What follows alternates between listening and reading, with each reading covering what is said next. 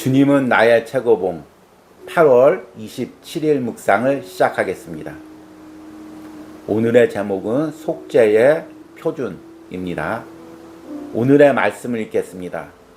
요한복음 12장 35절입니다. 예수께서 이르시되 아직 잠시 동안 빛이 너희 중에 있으니 빛이 있을 동안에 다녀 어둠에 붙잡히지 않게 하라. 어둠에 다니는 자는 그 가는 곳을 알지 못하느니라. 아멘. 오늘 읽은 말씀은 변화산 사건 이후에 예수님께서 제자들과 무리들에게 하신 말씀입니다. 변화산 사건에 놀란 제자들에게 예수님은 그 변화산 사건의 의미를 설명해 줍니다. 이 변화산 사건은 단순히 제자들에게 기적을 보여주기 위한 것이 아니라 예수님께서 어떤 존재인지를 보여주는 것입니다. 예수님께서 하나님의 아들로 십자가에서 죽으신 후에 부활하셔서 변화된 모습으로 하늘로 올라갈 것을 미리 보여주는 장면입니다.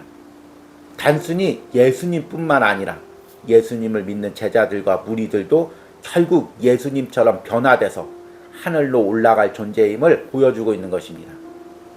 이에 의문을 가지고 있는 제자들과 무리들에게 오늘 예수님은 이 말씀을 하십니다. 아직 잠시 동안 빛이 너희 중에 있으니 빛이 있을 동안에 다녀 어둠에 붙잡히지 않게 하라. 여기서 빛이란 무엇을 의미할까요? 예수님 자신을 의미합니다.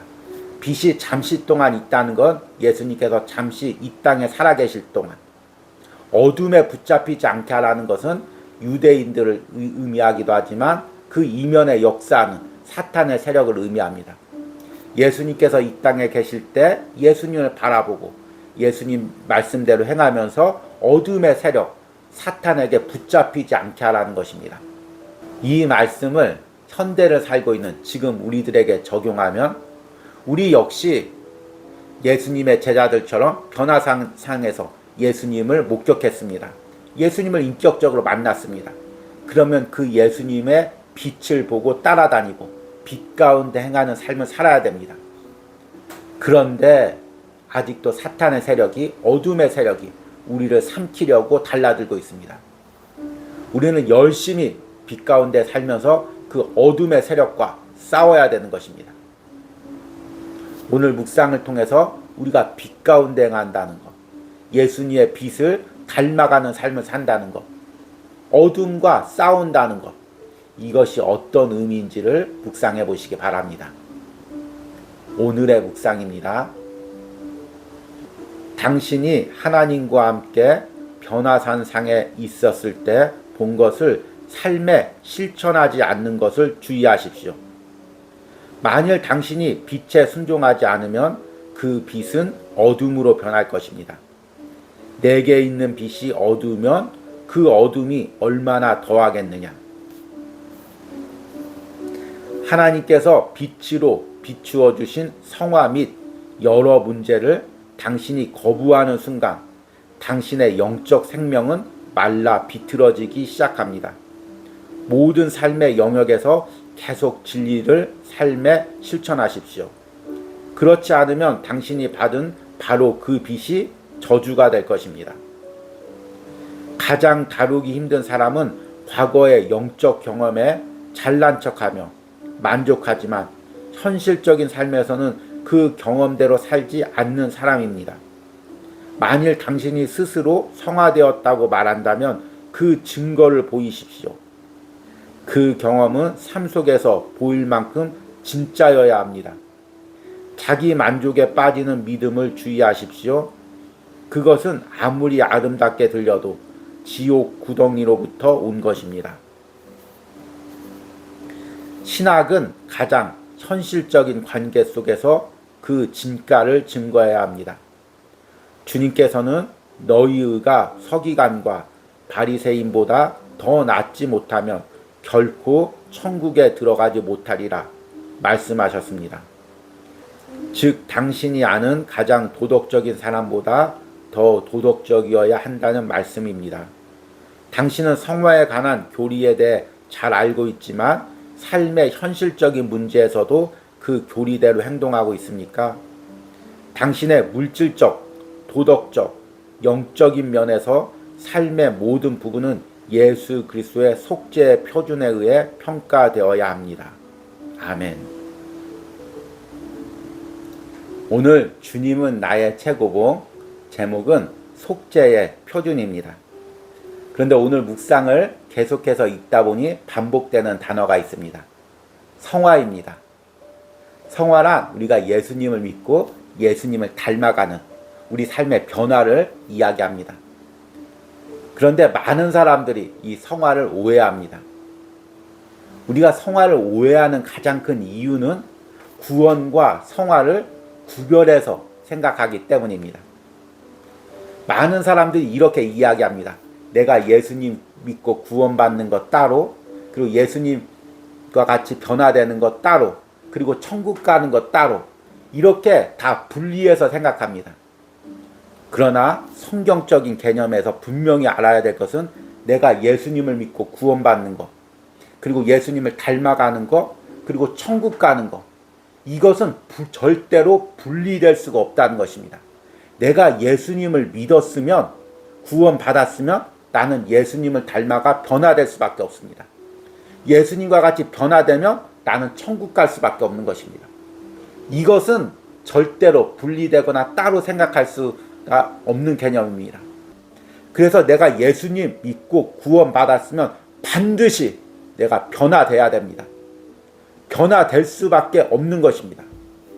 이것을 거부하거나 이것을 선택하려고 하지 마십시오. 내 안에서 역사에서 나를 변화시켜가는 성령의 역사에 순종하고 따라가셔야 되는 것입니다. 이것이 오늘 본문에서 이야기하는 빛 가운데 행하는 삶입니다. 그리고 어둠에 삼키지 않는 삶입니다. 오늘 묵상에서 저자가 이렇게 이야기합니다. 당신이 하나님과 함께 변화산 상에 있었을 때 본 것을 삶에 실천하지 않는 것을 주의하십시오. 만일 당신이 빛에 순종하지 않으면 그 빛은 어둠으로 변할 것입니다. 내게 있는 빛이 어두우면 그 어둠이 얼마나 더하겠느냐. 하나님께서 빛으로 비추어진 성화 및 여러 문제를 당신이 거부하는 순간 당신의 영적 생명은 말라 비틀어지기 시작합니다. 모든 삶의 영역에서 계속 진리를 삶에 실천하십시오. 그렇지 않으면 당신이 받은 바로 그 빛이 저주가 될 것입니다. 앞에 읽은 요한복음 12장 35절 말씀에서 어둠에 붙잡히지 않게라고 이야기하고 있습니다. 어둠에 붙잡힌다는 의미는 무엇일까요? 붙잡다는 것은 헬라어로 카탈람바노라는 단어입니다. 따라잡다, 쫓아오다, 그런 의미입니다.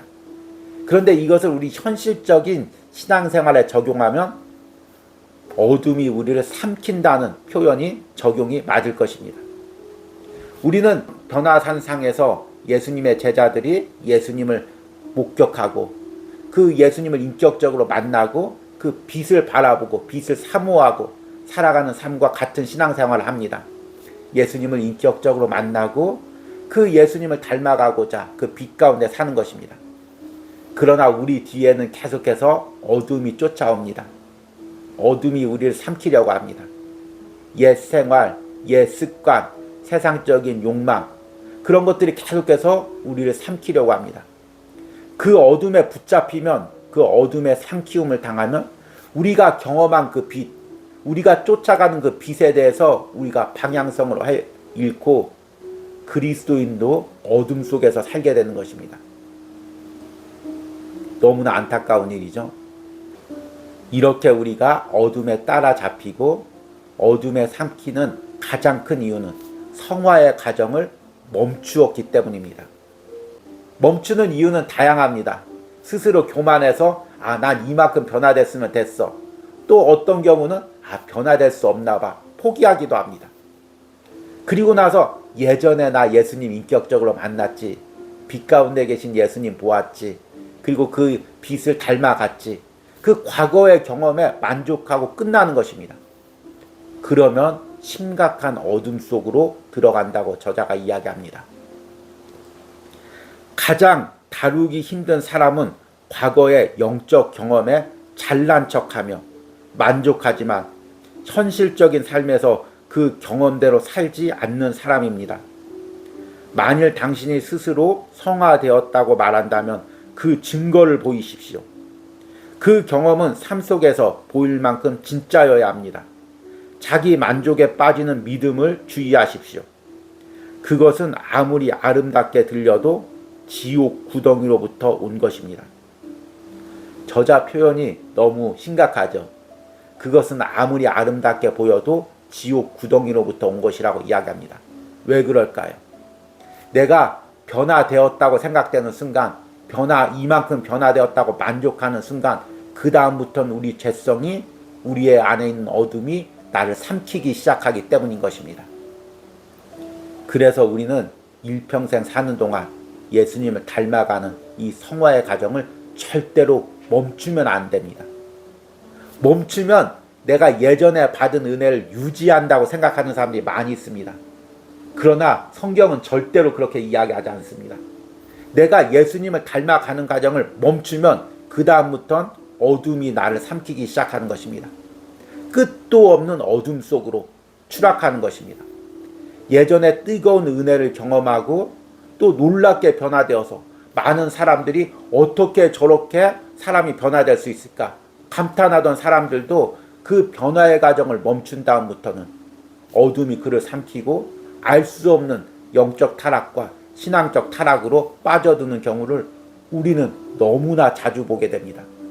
그것이 타인에게만 적용되는 것이 아니라 나에게도 적용될 수 있다는 것을 우리가 심각하고 두렵게 오늘 말씀을 통해서 깨달으시기 바랍니다.